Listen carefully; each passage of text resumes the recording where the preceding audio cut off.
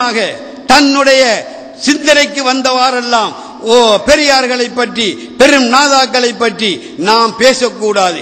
அப்படி பேசினால் அது இறை தண்டனையை நமக்கு இந்த உலகத்தில் மட்டுமல்ல மறு உலகத்திலேயும் எடுத்து காட்டும் என்பதில் எந்த விதமான சந்தேகமே இல்லை.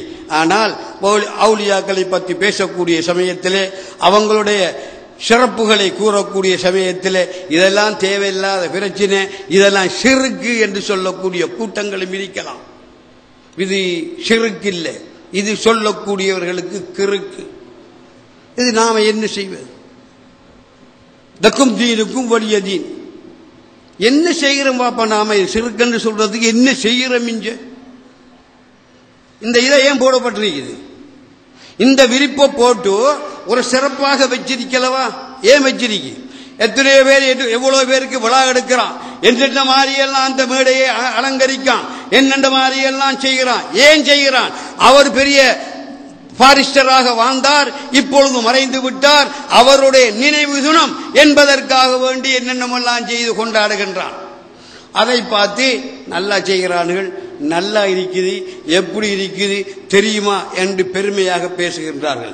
இந்த நாதாக்கு இந்த குத்துபுக்கு நான் இப்படியான ஒரு வைபகத்தை செய்யும் பொழுதோ சிறுக்க செய்கிறார்கள், அதை செய்கிறார்கள், இஸ்லாத்தில் உள்ளதல்ல என்று கிறுக்குத்தனமாக பேசக்கூடியவர்களை நாம் என்ன செய்யும்? அடிச்சுக்கலாமா?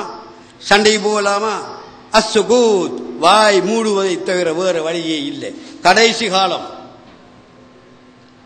ஹிஜ்ரி 1500 தாண்டாது என்று ஒரு சொல்லு இருக்கின்றது. இப்பொழுது ஹிஜ்ரி 1430 நடந்து கொண்டிருக்கின்றது. அப்படி பார்க்க போனா இன்னும் 70 வருடம் தான் இருக்கின்றது. இந்த 70 வருடத்துக்குள்ளாக நிச்சயமாக இந்த துனியா அழியும் என்பதில் எந்த விதமான சந்தேகமே இல்லை. இந்த 70 வருடத்துக்குள்ள இங்க இப்ப எவ்வளவு வயசு வந்த ஆட்கள்லாம் தான் இருக்கிறீங்க. உங்களோட தாய் தகப்பை எப்படி நடந்தாங்க என்பதை பற்றி நன்றாக சிந்தனை செய்து பாருங்க. உங்களோட தாய் தகப்பன் எப்படி நடந்தாக நடக்க சொன்னாங்க என்பதை பற்றி சிந்தனை செய்து பாருங்கள். இப்ப இந்த பிரச்சனை எல்லாம் இப்ப கிட்டத்தில் ஒரு 10-15 வருடத்துக்குள்ளாக வந்ததுதான். அப்ப 10-15 வருடத்துக்கு முன்னாக எவ்வாறு இருந்தது இலங்கை மட்டுமல்ல உலக நாடு எல்லாம்? தீனுடைய விஷயத்திலே, தரிகாவுடைய விஷயத்திலே, ஷரியத்துடைய விஷயத்திலே எவ்வாறு இருந்தது என்பதை பற்றி நன்றாக சிந்தனை செய்து பாருங்கள். இப்ப ஷரியத்திலேயே குழப்பம். குடுத்து ஓதவானாங்க, அத்தஹியாத்து ஓத தேவையில்லை, சும்மா சலா குடுவங்காக, ஒதுவோட மனைவியை பிடிக்கலாமங்காக என்னமெல்லாம் செய்ய, இப்படியெல்லாம் எத்தனையோ மார்க்கங்கள் மூர்க்கமாக பேசப்படுகின்றது. இதெல்லாம் எப்ப வந்தது? எல்லாம் 10-15 வருடத்துக்குள்ளாக வந்த பேச்சுக்கள் தான் இவைகள். அப்படியா இருந்தால் ஏதோ ஒரு சக்தி, நாகரிக சக்தி ஒன்று இதையெல்லாம் அழிப்பதற்காக வேண்டி முன் வந்துள்ளது. அந்த சக்திக்கு உடம்பட்டவர்கள் தான் இவ்விதமான பிரச்சனைகளுக்கெல்லாம் ஆளாகி மக்களை பிரச்சனையாக்கி கொண்டிருக்கின்றார்கள். நவுதுபில்லாஹி மின்னா, அல்லாஹ் காப்பாற்ற வேண்டும். நீங்கள் ஒவ்வொருவரும் சிந்தனை உள்ளவர்கள். அபலா ததபரூன் அபலா யன்துரூன் அபலா யுப்சிரூன். அல்லாஹ் தஆலா அடிக்கடி குர்ஆனிலே கேட்கின்றான், நீங்கள் சிந்திக்க வேண்டாமா? சீர்தூக்கி பார்க்க வேண்டாமா? ஏன் சொல்லுகின்றான்? இப்படியான பிரச்சனைகள் வரும்பொழுது நீங்கள் சிந்தனை செய்யுங்கள். அந்த காலம் தொடுத்து இதுவரைக்கும் குடுத்து ஓதப்படுகின்றது. இது ரசூலுல்லாஹ் செஞ்சதா? அட குடுத்துல என்னப்பா சொல்றோம்? குடுத்துல என்ன கதைக்கும்? கெட்ட விஷயத்தை அகக்கம். அல்லாஹும்ம ஹதினா ஃபீமன் ஹதைத். யா அல்லாஹ், நீ யார் யாருக்கெல்லாம் நேரு வழி காட்டினாயோ அந்த நேரு வழியை எங்களுக்கும் காட்டி. இது படையா? ஃபாத்திஹா சூரத்திலே வருகிறது, ஸிராத்தல் லதீன அன்அம்த அலைஹிம் கைரில் மக்தூபி அலைஹிம் என்று ஓதுகின்றோம் அல்லவா? அது ஓதாம தொழுகையே கூடாது. ஃபாத்திஹா சூரத்தை ஓதாமல் தொழுகையே கூடாது. அப்ப அந்த சூரத்தில் வருகிறது என்ன? ஸிராத்தல் லதீன அன்அம்த அலைஹிம் இஹ்தினஸ் ஸிராத்தல் முஸ்தகீம். நேரான பாதையை எனக்கு காட்டு என்று கேட்கின்றோமே தக்பீரை காட்டிக்கொண்டு. அந்த நேரான பாதையை காட்டு யா அல்லாஹ் என்று சொல்லும் அதே நேரத்தில் இந்த அடியான் சொல்லுகின்றான், சிராத்தல் லதீன அன்அம்த அலைஹிம். அந்த நேரான பாதை எவ்விதமான பாதை என்றால், நீ யாருக்கெல்லாம் நிஅமத்து செய்தாயோ, அருள்கொடைகளை கொடுத்தாயோ, உன்னுடைய அருள்கொடைகளை பற்றி, உன்னுடைய நிஅமத்துகளை பற்றி எவர் பெரியவர்களாக இருக்கின்றார்களோ அவர்களுடைய பாதையை யா அல்லாஹ் எங்களுக்கு காட்டு என்று குர்ஆனை நல்லாக சொல்லும் பொழுதோ, நீ அந்த பெரியாரை என்ன சொல்றா, இந்த பெரியாருக்கு விழாக எடுக்கிற சிறுக்கு, அவங்களுக்கு மௌலுத்து ஓடுறது சிறுக்கு என்று உண்ட கிறுக்கு புத்தியில நீ சொல்லுகின்றாயே, இதுக்கு என்ன செய்வது? ஆகவேதான் நீங்கள் சிந்தனை செய்ய வேணும். 10-20 வருடத்துக்கு முன்னால இந்த ஊர் எப்படி இருந்தது, இந்த நாடு எப்படி இருந்தது, முஸ்லிம்கள் எப்படி வாழ்ந்தார்கள், இப்பொழுது ஏன் இந்த முஸ்லிம்களுக்கு இடையிலே பிரச்சனை? தீய சக்தி ஒன்று செயல்படுகின்றது. அந்த தீய சக்தியை நிலைநாட்டுவதற்காக வேண்டி கற்றறிந்த உலமாக்கள், நல்லாக இருந்த உலமாக்கள், தீன் வழியில் சென்று கொண்டிருந்த உலமாக்கள், தரீகாவை ஆதரித்து நடந்த உலமாக்கள், தரீகாவுக்கு சுகசோபனம் கூறி நடந்த உலமாக்கள் என்று அந்த தீய சக்தியுடன் சேர்ந்து கொண்டு தரீகா கூடாது, அது ஷிர்க், அது அப்படி இல்லை, இது இப்படி இல்லை என்று சொன்னார்கள் என்றால் இதை எங்களுடைய கல்வி ஏற்றுக்கொள்ளுமா?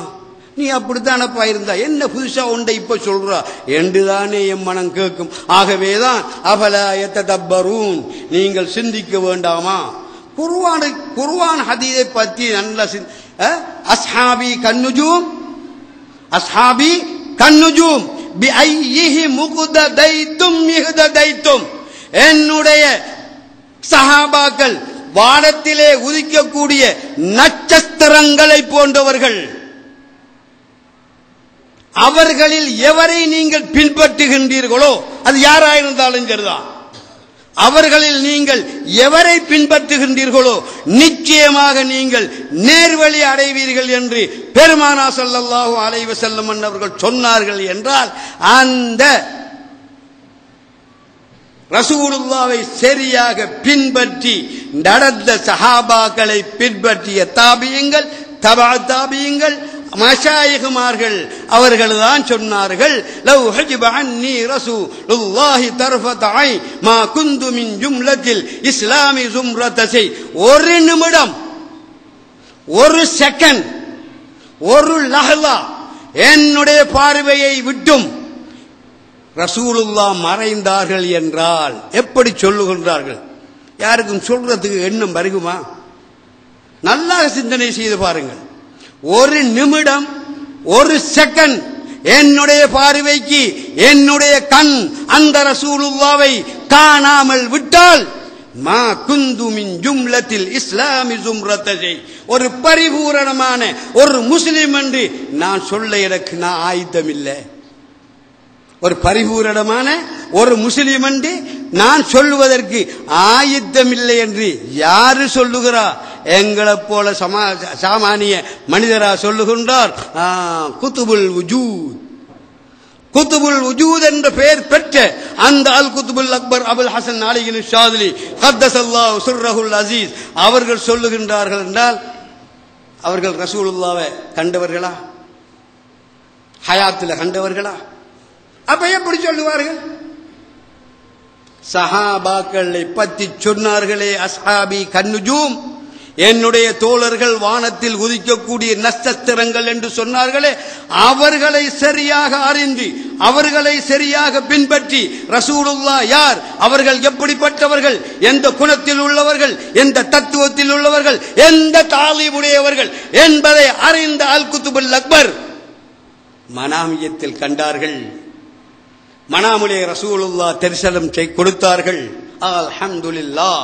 அன்றிலிருந்து அவர்கள் வபாத்தாகும் வரைக்கும் அவர்கள் சொன்ன சொல்லென்ன?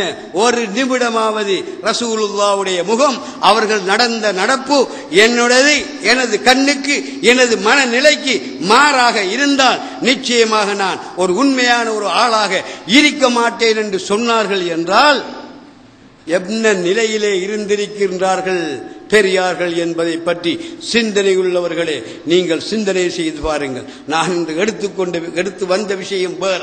ஏதோ என்ற பேச்சு அங்காலே இஞ்சாலே போய் என்னமெல்லாம் சொல்லப்பட்டு விட்டது. நேரமும் முடிந்து விட்டது. இன்ஷா அல்லாஹ் ஒரு சந்தர்ப்பங்கள் வரும் பொழுது இன்ஷா அல்லாஹ் சொல்லிக் கொள்கின்றேன். நேற்று எனக்கு முன்பு பேசிய